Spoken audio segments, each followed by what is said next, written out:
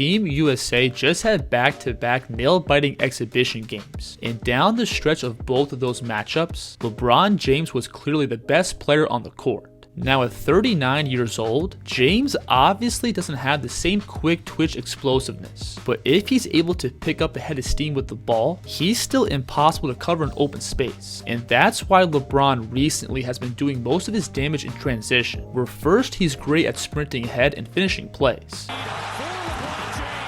Notice here, as soon as James crosses half court, he's going to turn on the jets and sprint behind the defense, opening up this clear lob for Holiday. So when LeBron's filling a lane on the break, that obviously commands a ton of attention from the defense, which then opens up easy scoring opportunities for his teammates. You'll see James here again sprint ahead of the defense, pulling this defender down towards the basket, opening up this easy swing pass for a Curry 3.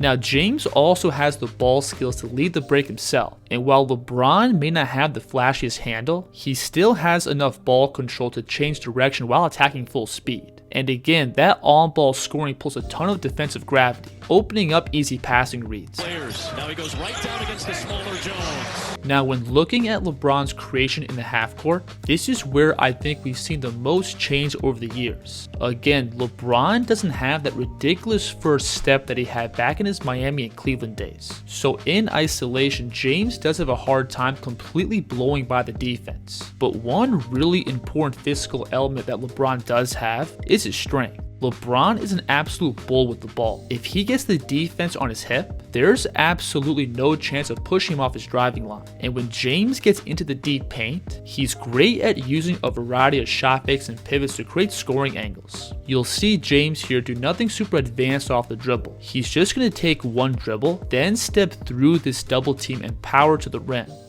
In the half court, James being able to pick up momentum with the ball also plays a big factor into his scoring. If LeBron has any open space to pick up a head of steam, it's pretty much over for the defense. You'll see Team USA here use Curry as a screener, and when the defense has a slight miscommunication, it turns into an open runway for LeBron. 13 of them. And when attacking off a live dribble, James is also great at using his feet to pick up momentum with the ball. Watch him here cross the ball to his left hand and skip his feet up, which allows him to load up and explode into this drive. He's going to hit the same move on this play, but now he's going to set it up by going between to then again gallop his feet up and push himself into this drive. When creating from a standstill, James also likes to work in the mid post and get to these turnaround jumpers. Now, I honestly have mixed feelings about these looks, because while LeBron can for sure create these shots at will, they're also pretty difficult looks. And with the amount of talent that Team USA has on the floor, I don't think James should be taking these type of shots in high volume. So because teams have to respect LeBron's ability to put the ball down and attack the basket, that gives him the leverage to rise up for pull-up threes. And LeBron over the years has turned into a pretty accurate shooter off the bounce. Watch him here simply take a dribble and push the defense back well below the three, giving James plenty of airspace to rise up.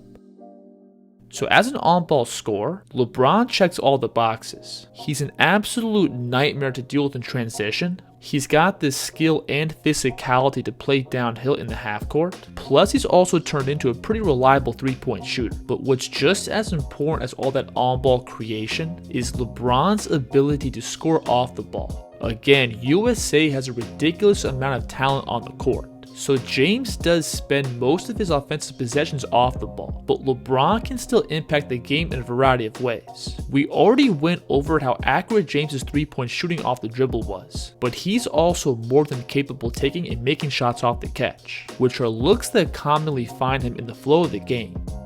Off the catch, LeBron is also great at picking up a head of steam with the ball and exploding into these straight line drives. You'll see him here initially start this play at the logo, and as Anthony Edwards turns the corner off the screen, notice how James is going to run through this pass to then catch and bulldoze to the rim. Off the ball, I also think James is a pretty underrated cutter. He may not be consistently moving play after play, but he does have a great feel for cutting into open space and creating high quality looks at the rim. You'll see James here initially toss the ball to Embiid at the elbow, then blast into this backdoor cut.